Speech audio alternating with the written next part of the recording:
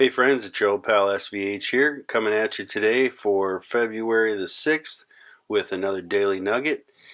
Today comes to us from a different source. I know I usually reference Hazrat Inayat Khan or Pir Vilayat, but today I'm going to go a little farther down the Sufi rabbit hole. And this one comes to us from Revelations of the Unseen. I hope I say his name right. This is from Shaikh Abd Al-Qadir Al-Jilani, and this is a really cool book. It's a collection of 78 discourses. So there's 78 little, discourses, but it's almost like a little teaching or a little lesson in each discourse. And the one that I chose for today is the fifth discourse. And this is on the nature of this world, detachment from which is strongly advised.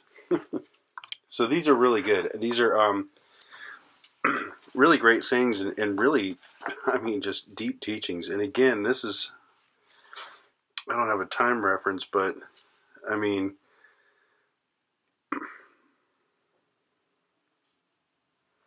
let's see.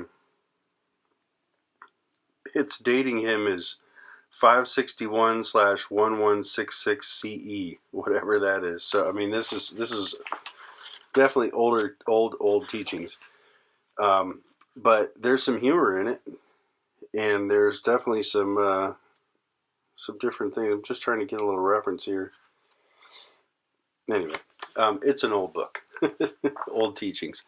Revelations of the Unseen by Shaikh Abd Al-Qadir Al-Jilani. And this is his fifth discourse.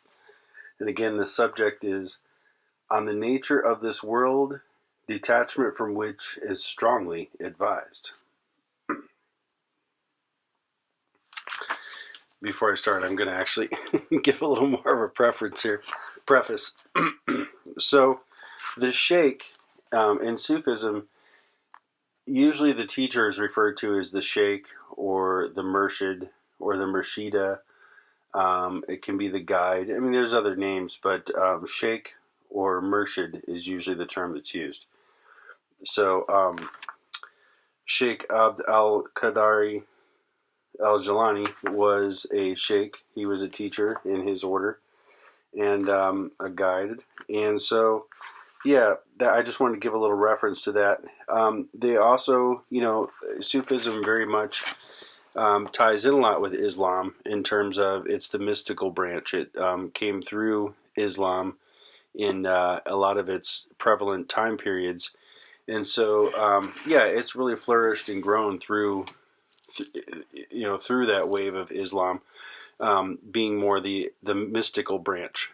And, Sufis are kind of outcasts of their own right in so many ways, but there is that too. So you'll often hear in a lot of these teachings, God is referred to as Allah. So just so you know, and lest there be any concern out there, Allah is God. There's only one God. It's the same God that you refer to in the Christian Bible. It's the same God. So when you hear Allah, don't freak out. Okay, fifth discourse on the nature of this world, detachment from which is strongly advised.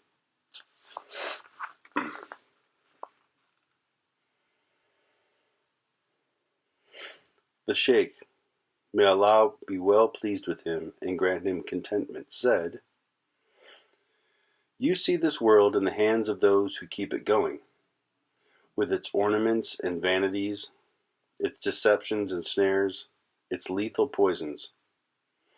Its surface is so smooth to the touch, while the inside is rapacious, quick to bring ruin and death to those who touch it and fall under its delusion, forgetting its evil motives, its fickleness, and breach of promise. When you see all this, you must behave like someone who sees a man in the act of defecating, with his private parts exposed and causing an unpleasant odor.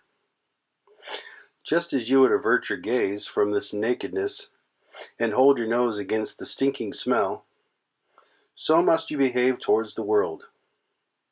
When you see it, look away from its charms, and hold your nose against the stench emitted by its lechery and lust. Thus, you may escape the world's corrupting influence, yet still receive your allotted share of worldly goods, yours to enjoy.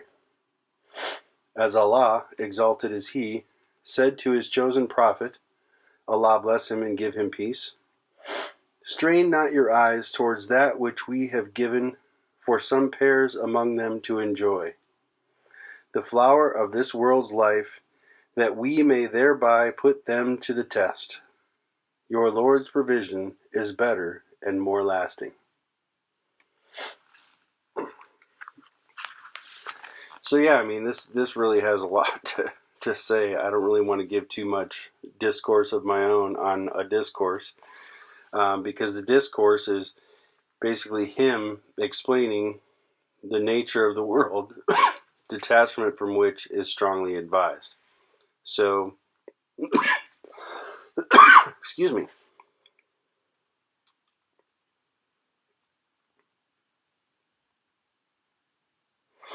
Yeah, so you see, I mean, what the Sheikh is alluding to here is, turning away from things that can engulf us. We can certainly be turned off by or tuned out from the ugliness of the world, the negativity of the world, things like that. But this certainly, kind of gives us an idea of how to not be overcome by it, because you can certainly see things and be disturbed by it and have it really change who you are and really have it take away your stability and your place of groundedness. But, it doesn't have to be that way. And it's not about turning a blind eye away from what's bad or what's negative. It's really about choosing to not be drawn in by the negativity. And I think that's what this alludes to a lot. And then, it goes on at the end to say, talking about the world, when you see it, look away from its charms and hold your nose against the stench emitted by its lechery and lust. So, yeah, I mean, there's a lot of things that are alluring about the world and about the physical life that we live in the old flesh suit here. But there's a lot of capability of moving past that and moving beyond that and moving into the divine and moving into a deeper reality of who we are. And I truly believe that's here what the Sheikh is referring to.